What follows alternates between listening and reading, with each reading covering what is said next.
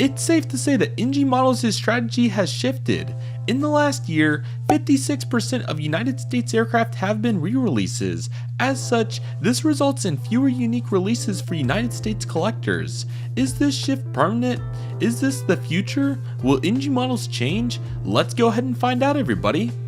In our last video on NG Models, we dug into the company's shift in priorities, especially how they've pivoted away from US collectors. To provide more clarity to this subject, we're going to discuss the last full year of NG Models' releases, especially an emphasis on the United States aircraft.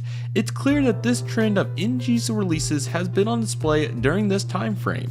From July of 2024 to July of 2025, NG Models released 54 United States models, which may seem impressive at a face value, but when you look at the details, it's merely padding the statistics. Over 50% of these US releases were essentially duplicates, meaning the same aircraft, same liveries, with just a new registration or sticker slapped onto the aircraft. Today, we're breaking it all down. The data, the reruns, the reality behind the air quote tariff situation, NG's knowledge on the US demand, along with the future, including their obsession with 1 to 200 releases as of late. This era for NG is going to be vital, so with that being said, let's go ahead and get into this data, everybody. Let's start with this chart right here. So as you can see in this chart, NG Models' monthly output from July of 2024 to July of 2025 is split into these three categories. The blue is the US releases, the orange is the global releases, and the green is the US quote duplicate releases. So here's really what stands out. Number one, global dominance. Every month, global releases outpace the United States releases by a ratio of the 4 to 1, which it's kind of been like this over time, but there's more details to get into. In October of 2024, only 2 US aircraft were released. There was 29 global releases in that month. In February of 2025, for another example, we just saw 1 or 2 US models released, while the global releases soared past 30. This is definitely a departure from the previous years. In number 2, US momentum collapsed after September 2024. We got hope with the American Boeing 737 MAX 8, Southwest Boeing 737-800 Triple Crown 1, and United Airlines Boeing 737 MAX 8. This is certainly what US collectors wanted, high demand US releases with really good molds. But by November, the output stalled. May and June, for example, in 2025, just a single US model per month. While there's been a little bit of change as of the recent release with July of 2025, it's still safe to say that the majority of the releases this year have been really slow. And yes, we will address the tariffs once we get there, but it's certainly interesting because number 3, duplicate releases.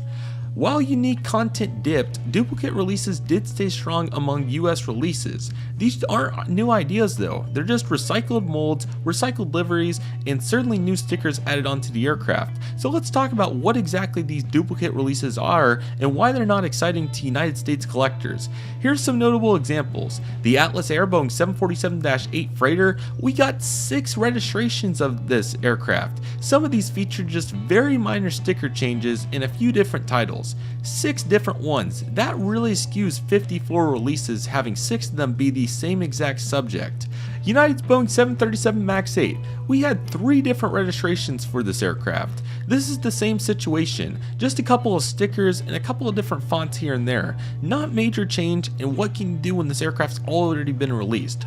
Let's talk about another one, the United Airlines Boeing 737-900 ERs. This is perhaps the best duplicate examples as they do have substantially different stickers on them, but most of them are pretty tough to see. Like the 100 that United has on the 737-900, that's a very small sticker, not a huge one.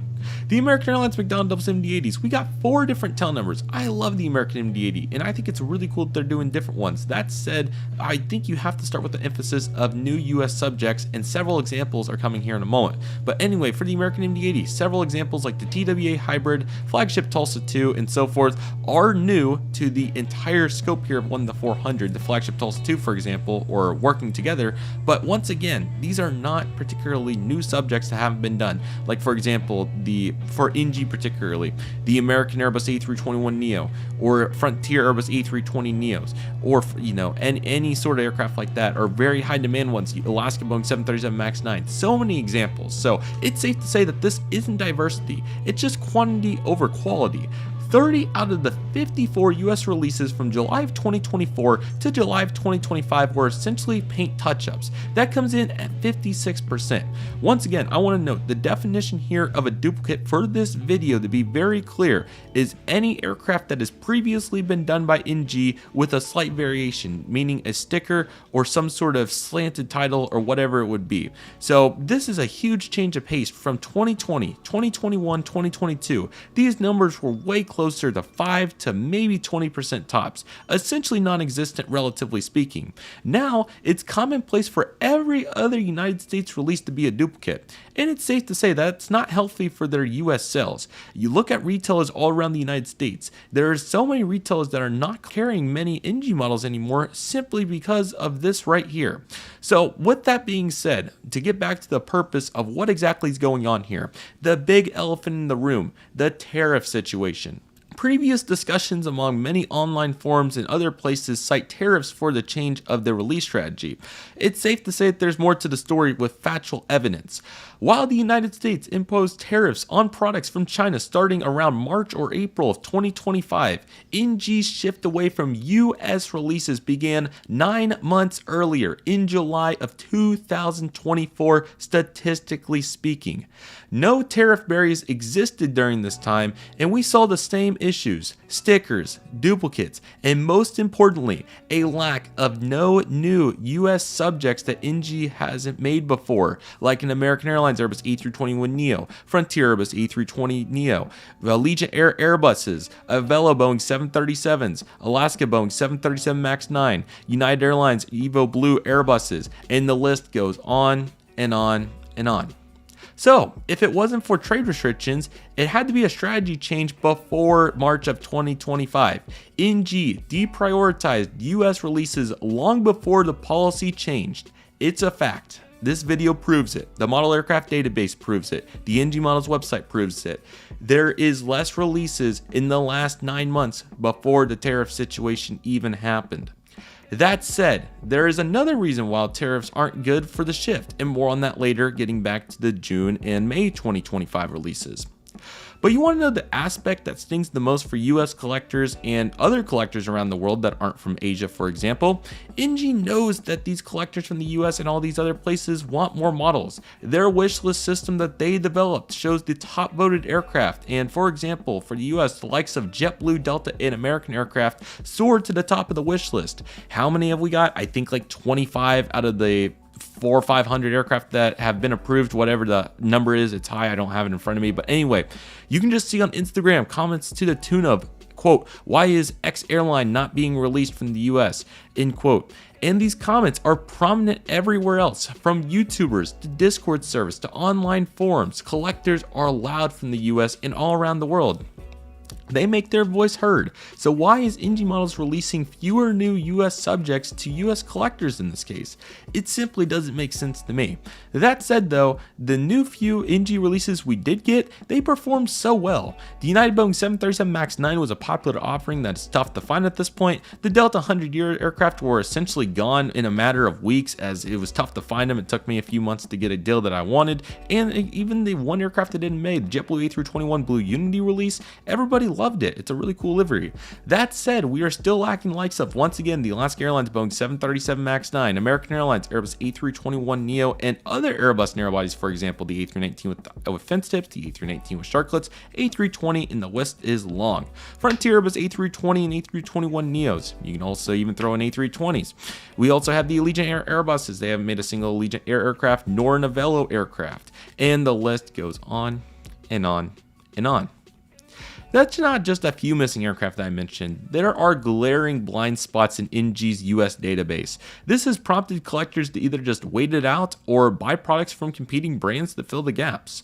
So without NG releasing models in the US in 1 to 400 scale that people really want and haven't been done either in a while or ever, this has resulted in a backlog of complaints. But there's a really interesting twist as of the last couple weeks since my last video, and that's that NG Models is catering to US collectors, but in 1 to 200 scale. Since early 2024, NG has accelerated its 1 to 200 program with high-end details like the detachable landing gears, display stands, and full metal construction. In addition, a brand new Airbus A321 mold debuted this summer, which will provide a new wave of opportunities for amazing releases. For example, in June of 2025, we saw a surge of US-focused 1 to 200 releases. Some really great examples include the Delta Airlines Boeing 737-800, American Airlines Boeing 737-800 TWA Heritage Delivery, Sun Country Boeing 737-800 Minnesota Gophers, which hopefully we're going to get in July for 400, which is great, 2 USAF C-40s, among others. This was the first time US collectors received desirable choices and new subjects in 1 to 200 in the same release. A new era for NG Models' release choices, definitely pivotal as we continue to move forward. These weren't repeats. These are new, detailed, highly requested aircraft. It shows that NG knows how to serve US collectors. They aren't just doing it in 1 to 400. That said, 1 to 200 scale takes work. Developing new molds, larger and more complex packaging, smaller batch runs, and a heavy labor commitment. Every 1 to 200 release eats bandwidth that could have went into new 1 to 400 molds or variants. And outside the US, NG is doing even more aircraft in 1 to 200. Examples include the Turkish Airlines Boeing 737 MAX 9s, the Comac aircraft, Qantas Boeing 737s, KLM 737s, and many others. As you can see, there is a huge global representation 1 to 200, but in 1 to 400, their focus is mainly on Asia and China. So what's next? So more importantly, getting back on the subject of tariffs here, as mentioned previously, this shift in releases has lasted longer than the tariffs have been in effect, definitely at least 9 months. It may discourage manufacturers now for making US aircraft since March or April of 2025, and I think that's definitely a fact. I'm even going to put a screenshot on the screen, having a direct message conversation with NG Models on Instagram. They even told me that the lack of US releases recently, very big emphasis, has been due to the tariff situation. I do not deny that, and that has been big since March of 2025. This does not explain what happened beginning in July of 2024. There's no evidence at all to that. That being said, the case can certainly be made for these larger scale models possibly being a better profit for NG than 1 to 400s right now. So maybe that's possibly why they're focusing more on the 1 to 200s right now. But with that being said, it's still really weird to see that. And all but 3 of the all but 3 of July 2025's releases for NG and 1 to 200 scale are US releases. So it's crazy to think that NG is doing all these US releases now in 1 to 200, but why now? Why would they not have done this in maybe August of 2024, for example, if they were going to make the pivot? It really doesn't make sense. So to summarize all of what we discussed here, NG Models has released 54 US releases from July of 2024 to July of 2025. That said, 56% of them were non-unique duplicate releases per my definition, which is a sticker or a slight alteration to an aircraft that's already been released. Tariffs had no influence for the first 9 months of NG Models' shift, and the community demand has been loud and clear. And since I'm just going to go ahead and say it, since I was called out on forums for saying that I didn't make a big emphasis on other collectors around the world, we're going to spend 2 minutes right now talking about it.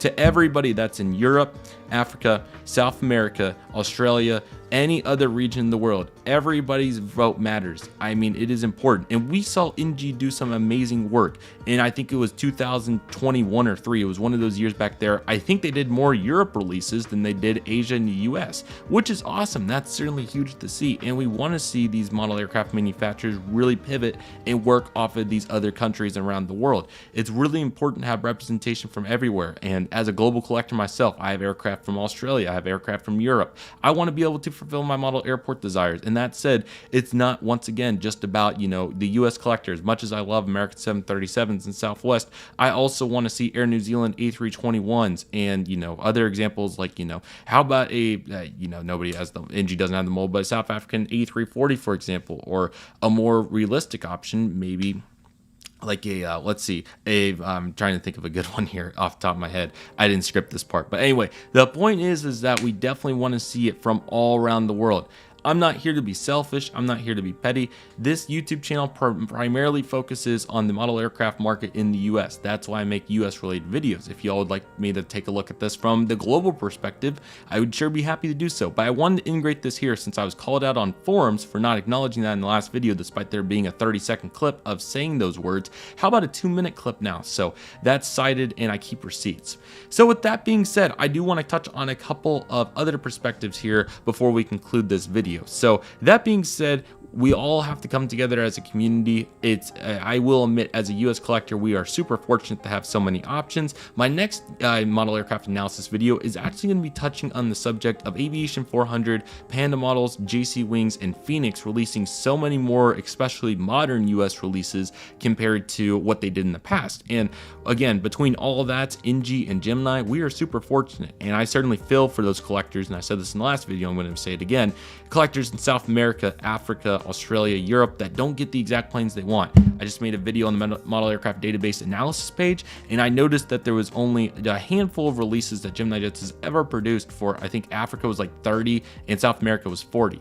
And I feel for those collectors, and NG has an opportunity here, and all the manufacturers, to make releases in these sectors, and I certainly hope to see them do so because I think it is really important to our entire scope of the community.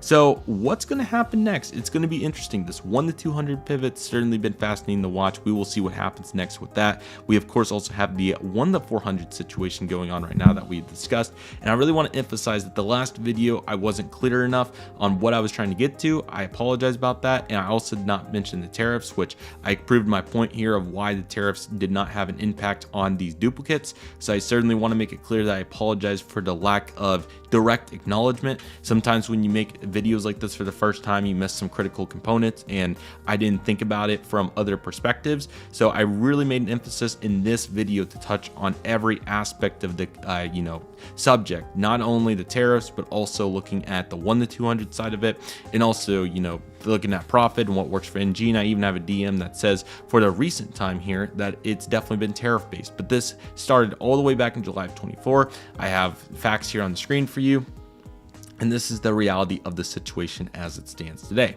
Fortunately, though, I am happy to report that the July 2025 releases did have 3 US hints 1 to 400.